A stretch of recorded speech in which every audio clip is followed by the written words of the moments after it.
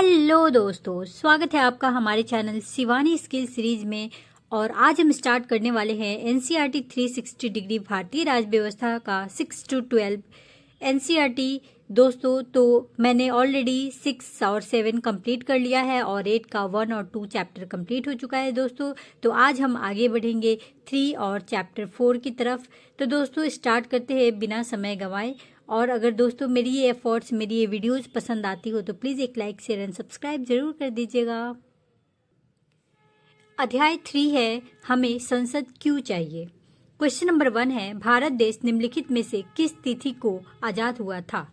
Option A 14 अगस्त 1947, B 15 अगस्त 1947, C 26 जनवरी 1950, डी 25 जनवरी 1950। आंसर हो जाएगा हमारा बी 15 अगस्त 1947। एनसीईआरटी की लाइनें हैं, जैसा कि हम जानते हैं भारत 15 अगस्त 1947 को आज़ाद हुआ। इस आज़ादी के लिए पूरे देश की जनता ने एक लंबा और मुश्किल संघर्ष चलाया था। इस संघर्ष में समाज के बहुत सारे तबकों की हिस्सेदारी थी। तरह तरह के पृष्ठभूमि के लोगों ने इसमें भाग लिया। वे स्वतंत्रता, समानता और निर्णय की प्रक्रिया में हिस्सेदारी के विचारों से प्रेरित थे। क्वेश्चन नंबर 2 है, कब भारतीय राष्ट्रीय कांग्रेस ने मांग की कि विधायिका में निर्वाचित सदस्य होना चाहिए और उन्हें बजट पर चर्चा करने के एवं प्रश्न पूछने का अधिकार मिलना चाहिए। Option A 1884, B 1885, C 1882, D 1890। Answer हो जाएगा हमारा 1885। 1885 में ही भारतीय राष्ट्रीय कांग्रेस ने मांग की कि विधायिका में निर्वाचित सदस्य होने चाहिए और उन्हें बजट पर चर्चा करने एवं प्रश्न पूछने का अधिकार मिलना चाहिए। क्वेश्चन नंबर 3 है, निम्नलिखित में से किस एक्ट ने कुछ हद तक निर्वाचित प्रतिनिधित्व की व्यवस्था को मंजूरी दे दी। ए भारतीय परिषद अधिनियम 1909, बी भारत सरकार अधिनियम 1919, सी भारत सरकार अधिनियम 1935, डी इनमें से कोई नहीं। तो ऑप्शन ए हमारा सही होगा।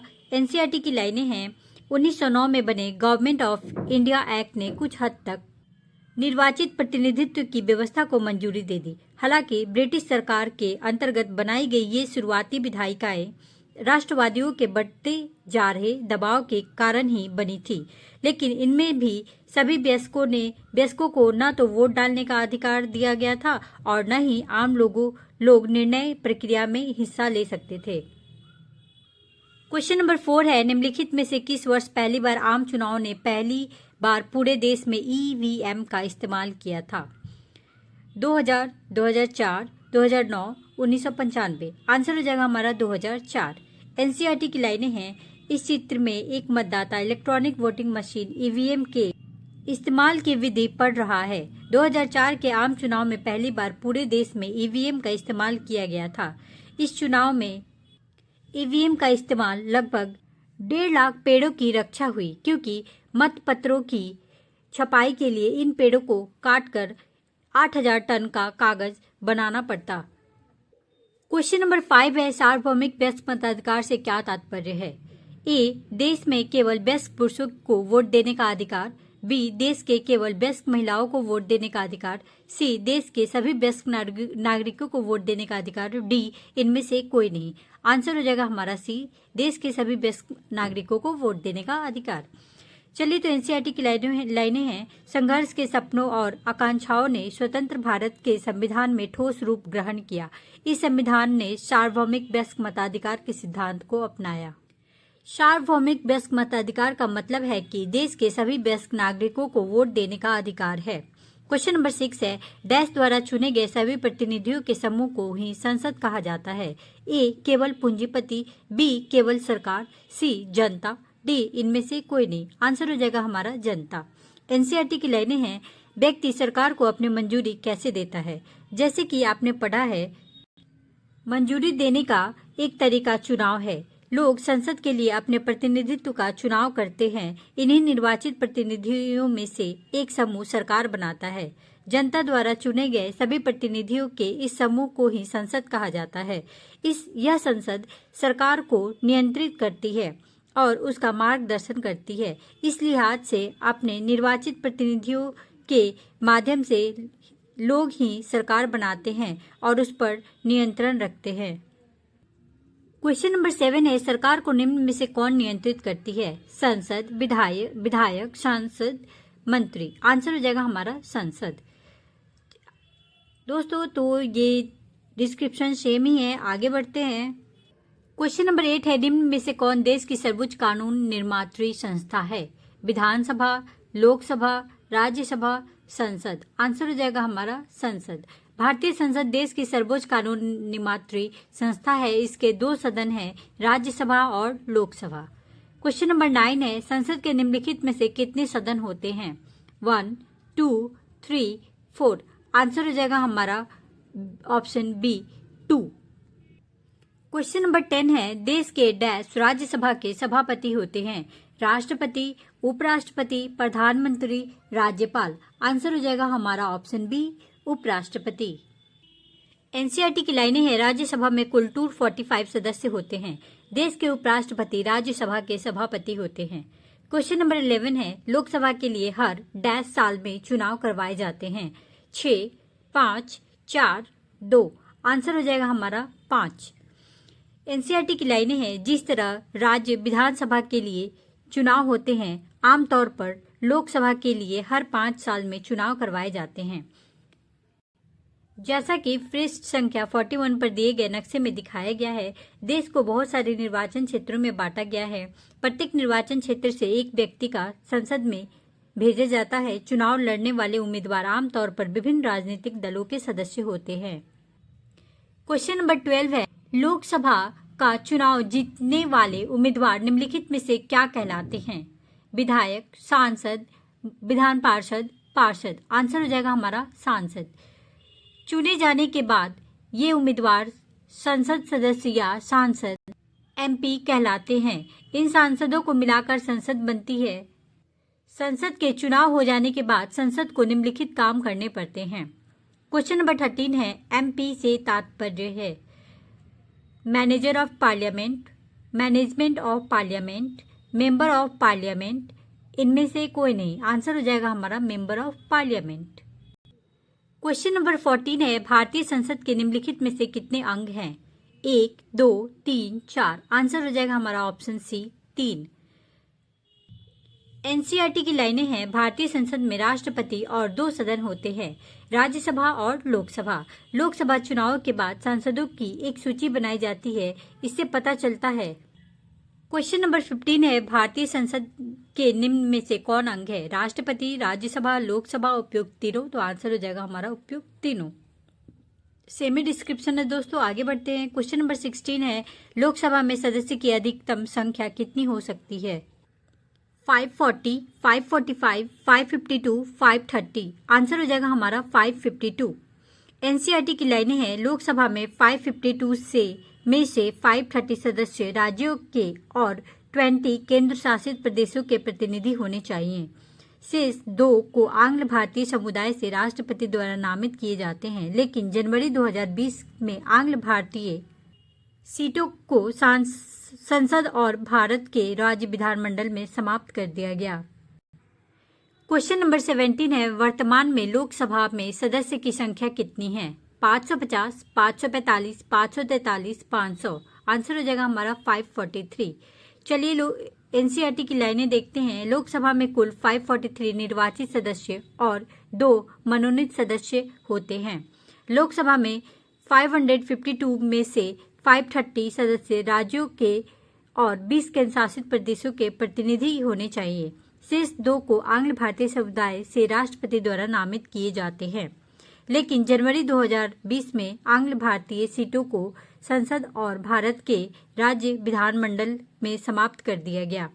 इसे 2019 के 126वें संवैधानिक संशोधन विधेयक द्वारा समाप्त कर दिया गया और इसे 104वें संवैधानिक संशोधन अधिनियम के रूप में लागू किया गया। वर्तमान में लोकसभा के सदस्यों की संख्या 543 है। क्वेश्चन नंबर 18 है, किसी भी पार्टी को बहुमत हासिल करने के लिए लोकसभा में किसी भी दल के पास कम से कम कितने सदस्य होने चाहिए? 250, 255, 270, 272। आंसर हो जाएगा हमारा 272।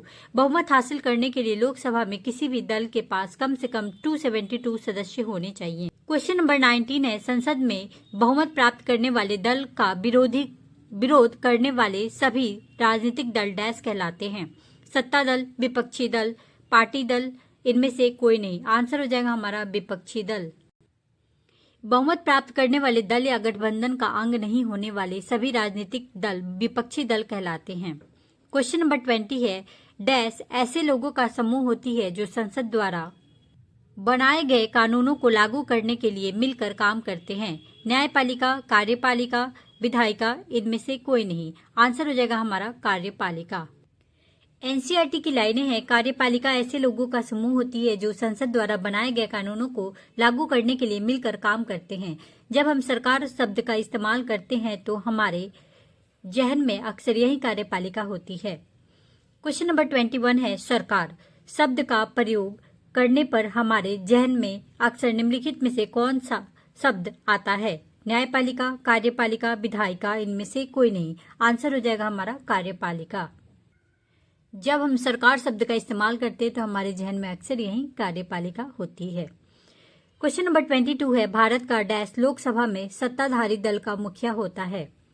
राज्यपाल, मुख्यमंत्री, प्रधानमंत्री, राष्ट्रपति। आंसर हो जाएगा हमारा प्रधानमंत्री। भारत का प्रधानमंत्री लोकसभा में सत्ताधारी दल का मुखिया होता है। क्वेश्चन नंबर 23 है, निम्न में से कौन अपने दल के सांसदों में से मंत्रियों का चुनाव करता है? राज्यपाल, प्रधानमंत्री, राष्ट्रपति, न्यायाधीश। आंसर हो जाएगा प्रधानमंत्री। प्रधानमंत्री अपने दल के सांसदों में से मंत्रियों का चुनाव करता है जो प्रधानमंत्री के साथ मिलकर फैसले को लागू करते हैं। ये मंत्री स्वास्थ्य, शिक्षा, वित्त इत्यादि विभिन्न सरकारी कार्यों का जिम्मा संभालते हैं। क्वेश्चन नंबर 24 है, केंद्रीय सचिवालय के साउथ ब्लॉक में निम्न में से किस मंत्रालय का दफ्तर है? प्रधानमंत्री कार्यालय, रक्षा मंत्रालय, विदेश मंत्रालय, उपयुक्त सभी। आंसर हो जाएगा हमारा उपयुक्त सभी। एनसीईआरटी की लाइनें हैं, केंद्रीय सचिवालय की ये दो मुख्य इमारतें हैं। इनमें से एक का नाम साउथ ब्लॉक और दूसरी का नाम नॉर्थ ब्लॉक है। इसका निर्माण 1930 के दशक में किया गया। बाईं ओर साउथ ब्लॉक का चित्र है जिसमें प्रधानमंत्री कार्यालय, रक्षा मंत्रालय और विदेश मंत्रालय के दफ्तर हैं। दाईं ओर नॉर्थ ब्लॉक है जहां वित्त मंत्रालय और गृह मंत्रालय स्थित है। केंद्र सरकार के अन्य मंत्रालय नई दिल्ली की विभिन्न इमारतों में स्थित है। क्वेश्चन नंबर 25 है, केंद्रीय सचिवालय के नॉर्थ ब्लॉक में निम्नलिखित में से किस मंत्रालय का दफ्तर है? वित्त मंत्रालय, गृह मंत्रालय, उपयुक्त दोनों, इनमें से कोई नहीं। आंसर हो जाएगा हमारा उपयुक्त दोनों। तो दोस्तों सेमी डिस्क्रिप्शन है, आगे बढ़ते हैं। क्वेश्चन नंबर 26 है, देश के राज्यों के प्रतिनिधि के रूप में निम्न में से कौन काम करती है? लोकसभा, राज्यसभा, विधान पार्षद, विधानसभा। आंसर हो जाएगा हमारा राज्यसभा। एनसीईआरटी की लाइनें हैं, राज्यसभा मुख्य रूप से देश के राज्यों के प्रतिनिधि के रूप में काम करती है। राज्यसभा भी कोई कानून बनाने का प्रस्ताव पेश करती है। क्वेश्चन नंबर 27 है, राज्यसभा कोई भी कानून बनाने का प्रस्ताव पेश कर सकती है? हाँ, नहीं, कहा नहीं जा सकता, इनमें से कोई नहीं। आंसर हो जाएगा हाँ। एनसीईआरटी की लाइनें हैं, राज्यसभा भी कोई कानून बनाने का प्रस्ताव पेश कर सकती है। क्वेश्चन नंबर 28 है, किसी भी विधेयक को कानून के रूप में लागू करने के लिए जरूरी है कि उसे राज्यसभा से मंजूरी मिल चुकी हो? कोई जरूरी नहीं है कि उसे राज्यसभा से मंजूरी मिल चुकी हो। उपयुक्त दोनों, इनमें से कोई नहीं। आंसर हो जाएगा हमारा ऑप्शन ए, राज्यसभा भी कोई कानून बनाने का प्रस्ताव पेश कर सकती है। किसी विधेयक को कानून के रूप में लागू करने के लिए यह जरूरी है कि उसे राज्यसभा की मंजूरी मिल चुकी हो। क्वेश्चन नंबर 29 है, वर्तमान में राज्यसभा के सदस्यों की संख्या कितनी है? 260, 300, 250, 245। आंसर हो जाएगा हमारा 245। राज्यसभा में 233 निर्वाचित सदस्य होते हैं और 12 सदस्य राष्ट्रपति की ओर से मनोनीत किए जाते हैं। क्वेश्चन नंबर 30 है, राज्यसभा में कितने सदस्य को मनोनीत किया जाता है? 10, 11, 12, 15। आंसर हो जाएगा हमारा 12। सेम डिस्क्रिप्शन है दोस्तों, आगे बढ़ते हैं। क्वेश्चन नंबर 31 है, राज्यसभा में 12 सदस्यों को निम्नलिखित में से कौन मनोनीत करता है? प्रधानमंत्री, उपराष्ट्रपति, राष्ट्रपति, राज्यपाल। आंसर हो जाएगा हमारा राष्ट्रपति। क्वेश्चन नंबर 32 है, राज्यसभा में कितने सदस्य को निर्वाचित किया जाता है? 235, 233, 240, 250। आंसर हो जाएगा हमारा 233। क्वेश्चन नंबर 33 है, जब संसद का सत्र चल रहा होता है तो उनमें सबसे पहले डैश होता है? शून्यकाल, प्रश्नकाल, बीतकाल, उपयुक्त में से कोई नहीं। आंसर हो जाएगा हमारा प्रश्नकाल यानी ऑप्शन बी। एनसीईआरटी की लाइनें हैं, जब संसद का सत्र चल रहा होता है तो उसमें सबसे पहले प्रश्नकाल होता है। प्रश्नकाल एक महत्वपूर्ण व्यवस्था है। क्वेश्चन नंबर 34 है, निम्न में से किसके माध्यम से सांसद सरकार के कामकाज के बारे में जानकारियां हासिल करते हैं? शून्यकाल, प्रश्नकाल, बीतकाल, उपयुक्त में से कोई नहीं। आंसर हो जाएगा हमारा ऑप्शन बी यानी कि प्रश्नकाल। प्रश्नकाल एक महत्वपूर्ण व्यवस्था है। इसके माध्यम से सांसद सरकार के कामकाज के बारे में जानकारियां हासिल करते हैं। इसके जरिए संसद कार्यपालिका को नियंत्रित करती है। क्वेश्चन नंबर 35 है, निम्नलिखित में से किसके जरिए संसद कार्यपालिका को नियंत्रित करती है? ए शून्यकाल, बी बीतकाल, सी प्रश्नकाल, डी उपयुक्त में से कोई नहीं। आंसर हो जाएगा हमारा प्रश्नकाल। एनसीईआरटी की लाइनें हैं, प्रश्नकाल एक महत्वपूर्ण व्यवस्था है। इसके माध्यम से सांसद सरकार के कामकाज के बारे में जानकारियां हासिल करते हैं। इसके जरिए संसद कार्यपालिका को नियंत्रित करती है। इसके जरिए संसद कार्यपालिका को नियंत्रित करती है। सवालों के माध्यम से सरकार को उसकी खामियों के प्रति आगाह किया जाता है। इस तरह सरकार को भी आगे की लाइनें एनसीईआरटी में होगी। दोस्तों चलिए क्वेश्चन नंबर 36 है, संसद में निम्नलिखित में से किनके लिए सीटों को आरक्षित किया जाता है? अनुसूचित जाति, अनुसूचित जनजाति, उपयुक्त दोनों, केवल एक। आंसर हो जाएगा हमारा उपयुक्त दोनों। एनसीईआरटी की लाइनें हैं, देखने में आया है कि प्रतिनिधि मूलक लोकतंत्र अपने समाज को पूरे तौर पर सही ढंग से प्रतिबिंबित नहीं कर सकता। यह बात साफ दिखाई देने लगी है कि जब हमारे हित और अनुभव अलग अलग होते हैं तो एक समूह के व्यक्ति सबके हित में आवाज नहीं उठा सकते। इसी बात को ध्यान में रखते हुए संसद में कुछ सीटें अनुसूचित जातियों यानी एससी और अनुसूचित जनजातियों एसटी के लिए आरक्षित की गई है। क्वेश्चन नंबर 37 है, लोकतंत्र के स्वस्थ संचालन में डैश एक अहम भूमिका अदा करते हैं? सत्ता दल, विपक्षी दल, सरकार, इनमें से कोई नहीं। तो आंसर हो जाएगा हमारा विपक्षी दल। एनसीईआरटी की लाइनें हैं, लोकतंत्र के स्वस्थ संचालन में विपक्षी दल एक अहम भूमिका अदा करते हैं। वे सरकार की नीतियों और कार्यक्रमों की कमियों को सामने लाते हैं और अपनी नीतियों के लिए जन समर्थन जुटाते हैं। तो दोस्तों यहाँ पे हमारा अध्याय 3 कंप्लीट होता है और अध्याय 4 स्टार्ट करेंगे जिसका नेम है कानून की समझ। क्वेश्चन नंबर 1 है, हमारा कानून निम्नलिखित में से किसके आधार पर लोगों के बीच कोई भेदभाव कर सकता है? धर्म, जाति, लिंग, इनमें से कोई नहीं। आंसर हो जाएगा हमारा इनमें से कोई नहीं।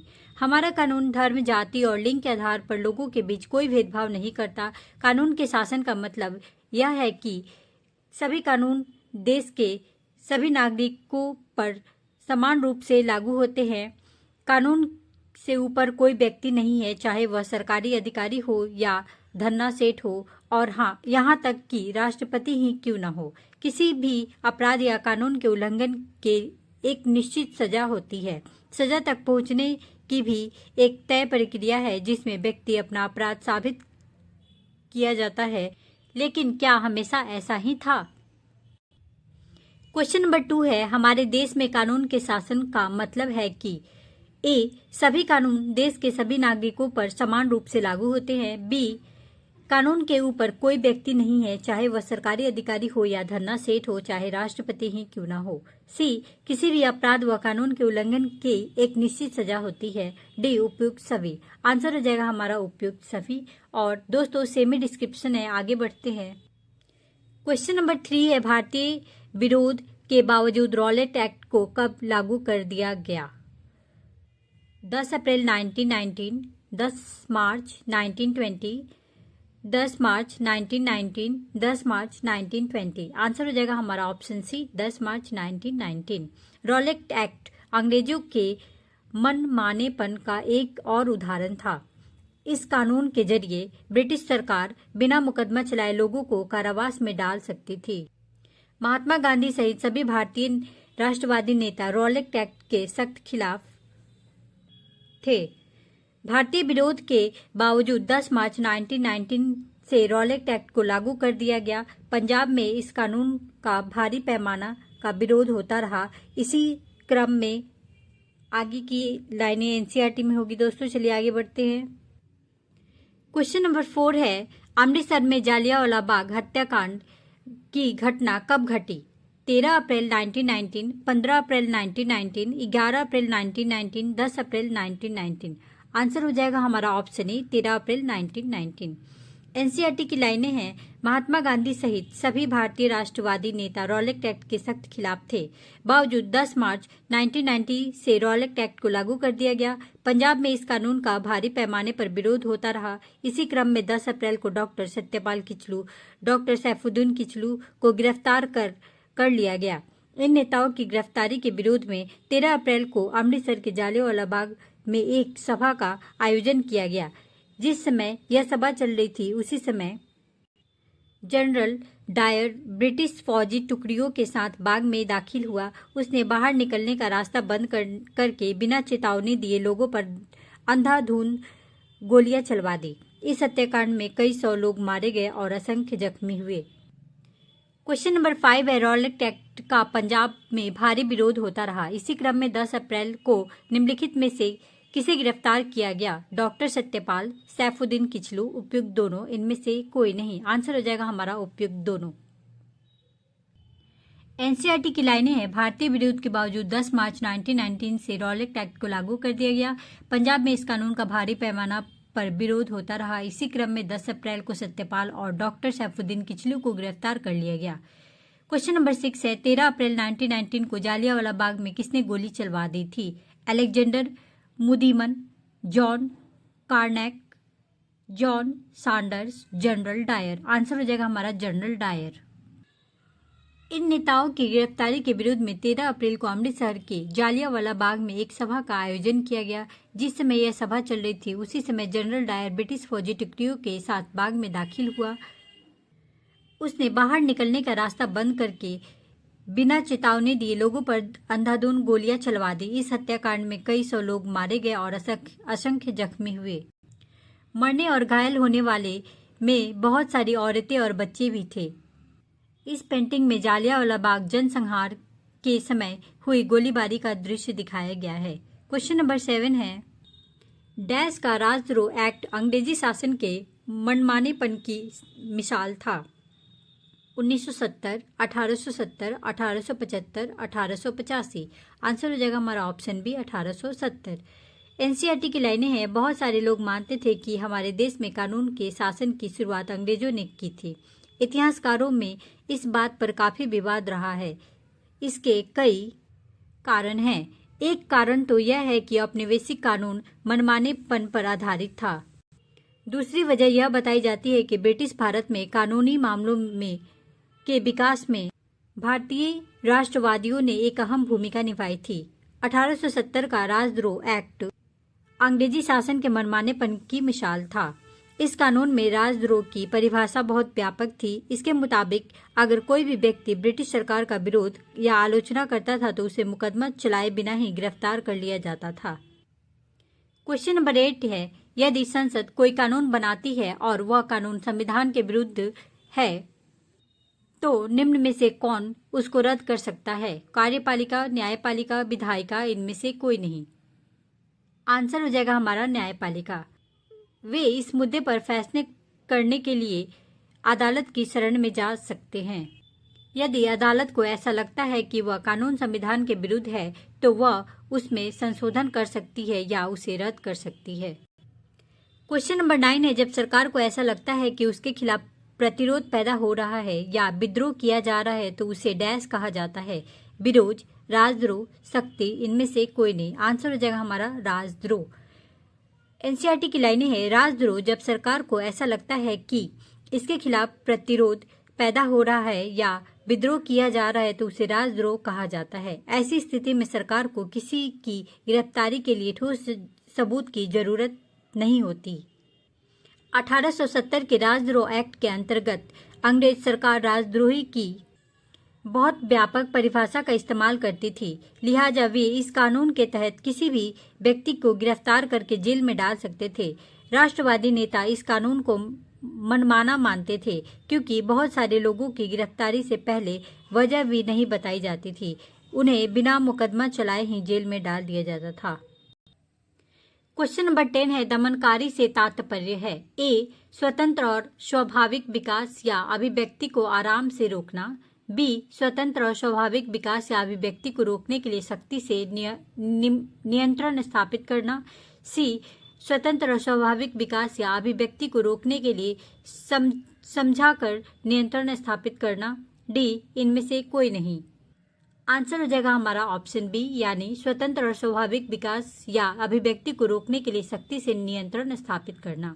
एनसीईआरटी की लाइनें हैं, दमनकारी स्वतंत्र और स्वाभाविक विकास या अभिव्यक्ति को रोकने के लिए सख्ती से नियंत्रण स्थापित करना। इस अध्याय में उन कानूनों को दमनकारी कहा गया है जो लोगों को बहुत निर्मम ढंग से नियंत्रित करते हैं और उन्हें सभा करने व अपनी बात करने सहित मौलिक अधिकारों का इस्तेमाल करने से भी रोक देते हैं। दोस्तों, तो हमारा यहाँ पे चैप्टर 4 भी कंप्लीट होता है और आगे नेक्स्ट सेशन में हम देखेंगे अध्याय 5 जो कि होने वाला है न्यायपालिका। तो दोस्तों, मेरी एफर्ट्स, मेरी ये वीडियोज़ अगर आप लोग को पसंद आती हो तो प्लीज़ एक लाइक, शेयर एंड सब्सक्राइब जरूर कर दीजिएगा। मिलते हैं नेक्स्ट वीडियोज़ में। अगर आप लोग कुछ मुझे सजेस्ट करना चाहते हो कि मैं ये वीडियोज़ लेके आऊँ या फिर इसमें कुछ सुधार करूँ तो ज़रूर मुझे बताइएगा दोस्तों, चूँकि मैं भी एक स्टूडेंट ही हूँ। मैं आप लोग को चाहती हूँ कि आप लोग का भी हेल्प हो जाए दोस्तों, चूँकि बहुत सारे स्टूडेंट हैं जिनके पास ये बुक अभी अवेलेबल नहीं है, तो मैंने सोचा क्यों ना मैं भी अपने दोस्तों को मदद कर दूँ। सो दोस्तों, बाय बाय, टेक केयर।